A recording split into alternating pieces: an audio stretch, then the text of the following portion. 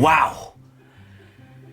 Who would have thought 10 years of Yu-Gi-Oh would fly by this quickly? In about a month now, it's gonna be January 2020. So guys, stay motivated. Do not let anybody out there stop you from achieving your goals. Make your 30 days of December the best 30 days of your entire life. Anyway guys, welcome to the top 10 decks of the decade. 10 years flew by so quickly. In today's video, I'll be talking to you guys about the top 10 best decks from 2010 to 2019. And before I get started with this video, today is Cyber Monday, so I'm having a massive sale on tx1.com, up to 50% off the entire website. And guys, yo, this mat right here, today is the last day for you guys to cop this bad boy right here. This is one of the most beautiful playmats I've ever released on the channel, and today is the last day to get it. This playmat I only made exclusive for this weekend only, for Black Friday weekend and also Cyber Monday. So today is the last day to get this beautiful playmat. Very exclusive. Once they're gone forever. And guys, sleeves are also 50% off. These are the best sleeves in the entire game.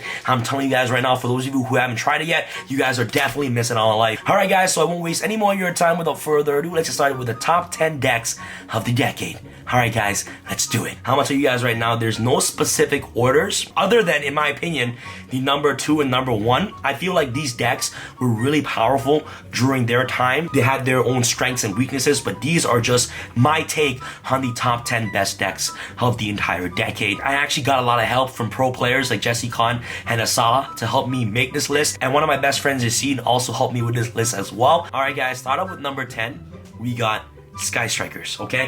Sky Strikers is one of the best decks of all time. Sky Strikers has been one of the best decks for the past 2 years now. And the word engage, yo, I think when your opponent activates engage, I think they're activating a god card. I'm pretty sure a lot of you guys can relate with me on this one, especially if they're able to draw off the engage. Yo, my head is hurting, bro. Especially when the deck was at full power. Like, even right now, the deck is not at full power. The deck is still really, really good. Even though the ban list destroyed them multiple times, the deck is still somehow, playable. Being able to put up multiple disruptions, the consistency of the deck is just very strong. Especially being able to recur cards back from the graveyard using cards like multi-roll is just really insane. Even multi-roll being at 1 right now, the deck is still good. Just think about a couple months ago when multi-roll was at 3.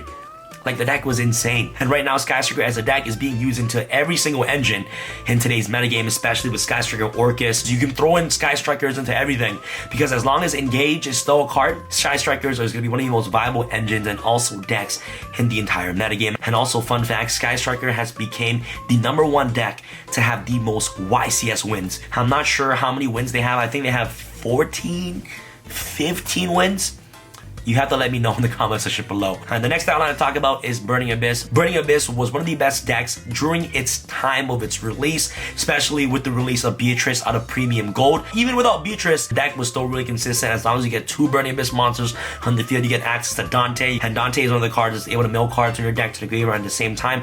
Recycle your Burning Abyss monsters whenever it touches the graveyard. And that effect is not once per turn as well, which is really crazy. And upon release of Beatrice, Beatrice was able to make Burning Abyss 10 times better because of her ability to disrupt plays during your opponent's turn. She can Foolish Barrel any monster to the graveyard, okay, which is really awesome. So especially combining Burning Abyss with the power of Fairy Tale Snow during the time is just really insane. And also at the same time, being able to send cards like Alec, also sending cards like Farfa to the graveyard, you're actually able to disrupt your opponent's plays during their turn. Seer, being able to revive back Dante from the graveyard. Graph, being able to bring out monsters directly from the deck. The deck during its time was just absolutely powerful, and it's one of the most consistent decks that this game has ever seen in Yu-Gi-Oh! And also the deck definitely adapted. You had cards like Fire Lake of the Burning Abyss to pop multiple cards on the field. Once Necros came into the picture, people adapted with Burning Abyss to play cards like Ordeal of the Traveler, and it had one of the best grind games that Yu-Gi-Oh! Has ever seen. And also, fun fact, Burning Abyss next to Sky Strikers has the second most YCS tops. Sky Strikers has recently overthrown Burning Abyss.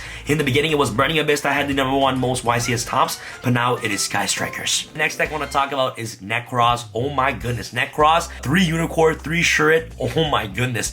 During that time, the deck was just absolutely insane. Kaleidoscope, being able to send cards like Herald to the graveyard, search more of your ritual monsters directly from your deck to your hand. But one of the most outstanding things about Necros during its time, especially when this deck was at full power, is the Jin Lock. Okay, if you guys remember this big thing right here on the screen right now, this card right here, I believe, is what made Necros rise to the top. The fact that you're able to Jin lock your opponent from special summoning monsters was absolutely insane.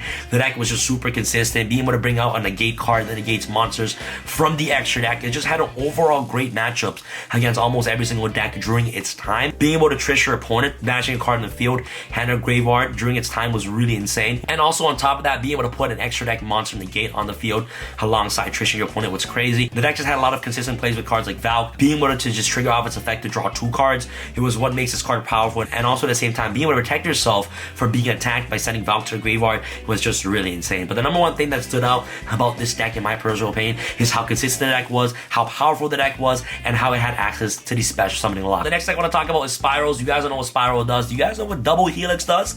Oh my god. Oh my god, especially with the release of Firewall Dragon, Spiral's just gotten better and better. The deck had the ability to actually put out a U-Link board, also ending on your board with cards like Spiral Sleeper to be able to just disrupt your opponent's plays during their turn is what makes this deck very powerful. But what really stands out to me about this deck is how consistent the deck is and how easy access that the deck had to cards like Double Helix. With 3 Quick Fix, 3 Machine Duplication in the deck was just absolutely powerful. The deck just overall became a really combo-centric heavy deck where you're actually able to put up a U-Link board where your opponent literally can't play Yu-Gi-Oh! Machine Dupes Quick Fix is U-Link board with Spiral Sleeper, GG, no re. Zodiacs, oh my goodness.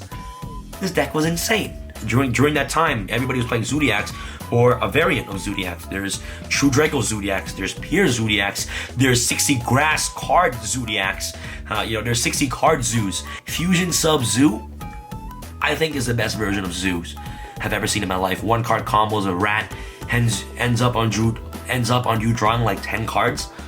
Like, what? Norden was a thing? There are so many variants of Zodiacs, and that this deck is definitely one of the most powerful decks that this game has ever seen. Do you guys remember Maxi?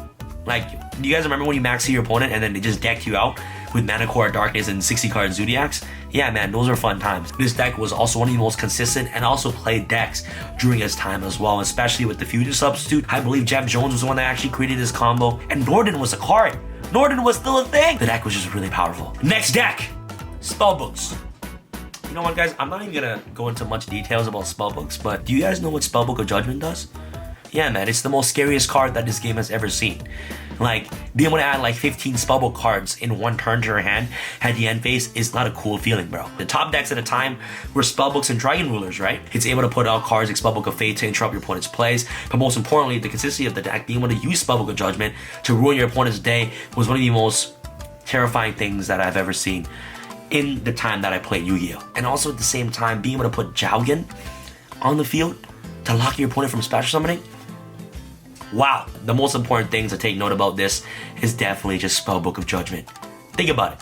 Think about it. And next we got Dragon Rulers. Dragon Rulers, one of the best dragon decks that this game has ever seen. And during the time, nobody played any other decks other than Dragon Rulers and Spellbooks. Being able to put up Dracosack. Dracosack was like a $200 card. Being able to put Dracosack on the field, provide multiple tokens at the same time. Being able to steal your opponent's Dracosack with cards like Big Eye. The deck was just being able to put a lot of pressure on your opponent, being able to spam out multiple rank 7 Hexes. Also at the same time, cards like Redox, Blaster, Tempest, and Tidal all had amazing abilities to do stuff. Tidal is the Foolish Burial, Tempest is the Searcher, Blaster pops cards, and Redox is the Monster Reborn. And not to mention, the baby dragons were also available during the time as well. So you're able to bring out these dragons directly from the deck to swarm the boards with multiple dragons to actually produce an OTK or just provide a board full of rank 7 monsters so that way that your opponent can't play the game of Yu-Gi-Oh! So if you had access to money during the time, you're pretty much topping every single YCS and regionals with this deck right here. And also at the same time, Vandy's Emptiness, Skill Drain was also at 3 as well. So a lot of people played as a stunt variant as well with Vandy's Emptiness and also Skill Drain being at 3. The deck was just overall very, very strong. The next deck I want to talk about is Windups. The most infamous 2-card combos I've ever seen in my entire life. You guys think Dragonfly and Hornet is good? Have you guys seen Windup Shark and Windup Magician? I don't think so. Dragonfly and Hornet was nice. Don't get me wrong. It was nice, but it wasn't nice like Shark and Magician. When your opponent summon Magician, review a Shark. Yo, bro, like I'm like, yo, where's the Max C? The deck had access to the Shockmaster lock. If you guys do not know what Shockmaster does, you guys probably never played Yu-Gi-Oh! In this decade, but it's basically a code wave. That's what Shockmaster does. The deck also had the hand loop. Imagine playing Yu-Gi-Oh! With no cards in your hand. That's what windups did. If you think your hand was good without Maxi, and you're like, yeah, you know what? I can definitely play through this. Once Hunter gets on the board, you're not winning the duel, bro. Your 5 cards just became 0. Now off to the upper 2. Alright guys, we got Pendulums. Pendulums as an entire archetype. Pendulums was so good that they actually had to make a master rule to try to nerf Pendulums. Do you guys know what Monkey Board is? Do you guys know what Skull Crobat Joker is? Magispector Kirin. Magispector Kirin. Wow.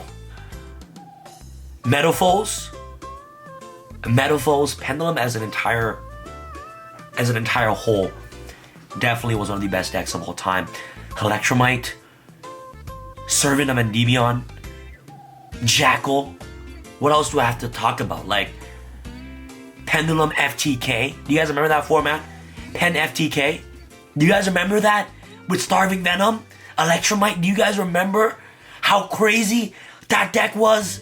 Oh my goodness! Can you imagine Pepe right now with Electromite? I couldn't imagine it because I would not be playing Yu-Gi-Oh! If that was a thing. Alright guys, off to the #1 spot. I truly believe that this deck is the best deck of all time. And a lot of people agree with me on this. Golki is the best deck of all time. If you disagree, I'm just sorry, bro. Like, you're just wrong. Golki was the only deck that is so consistent, powerful, resilient to hand traps, and is one of the decks that was able to play so many hand traps in the deck, is what makes this deck stands out from all the other decks out there. A 2-card combo deck which requires any 2 warrior monsters, any 2 warrior monsters, and the rest of your hand can just be hand traps. Golki was able to put up a U-board, the deck which is really ridiculous. I believe Soul Charge was at 1 during the time when Gabe won the YCS. I think Gabe won the YCS with Soul Charge, yeah. Soul Charge was definitely still at 1. The deck was just very, very powerful. Firewall Dragon was the thing. Firewall Dragon is one of the most broken extra deck monsters that this game has ever seen. And also at the same time, with Nightmare Goblin being in the picture as well with Golki, wow.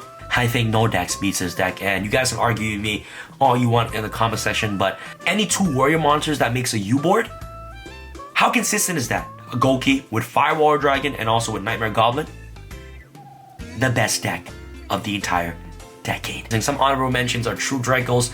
I love True Dracos so much, but this, my boy just couldn't cut it.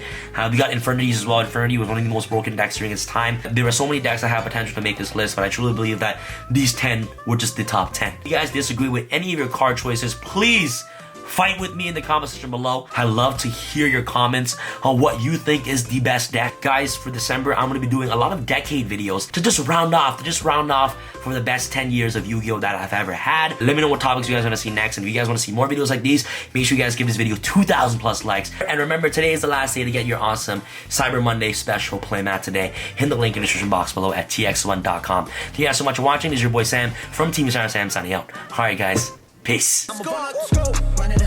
Run up the score.